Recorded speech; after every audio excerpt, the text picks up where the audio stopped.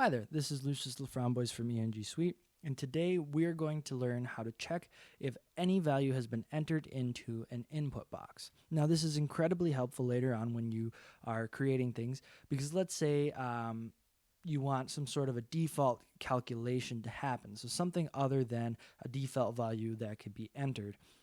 And so if they don't enter anything into the input box, you want to execute a specific code. So here we have a macro that is going to create an Application.InputBox, and then it's going to message box the result. So let's take a look. So in here we have test input, and like I said, what we're really trying to do here is figure out what happens when they hit enter or OK and there's nothing in there. You notice that we get an empty message box.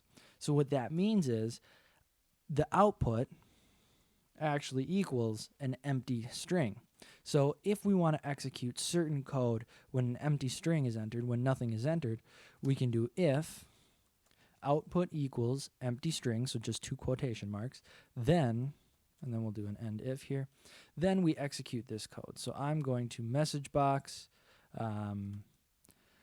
nothing was entered, execute default code. Okay, awesome. And then maybe we'll hear exit sub. Otherwise, we will message box and say something was entered, right? And then we will end output. Okay, awesome. Let's take a look. So in here, if we enter nothing, we get nothing from that one, and then nothing was entered, execute default code, we exit the sub. Okay, now let's see if we enter something. Let's enter anything. We say, we get that one first message box, and then something was entered, anything. There we go. That is how to check if something has been entered into your input box and how to execute code based on that state. Thank you so much for watching. Have a great day, and please do something awesome.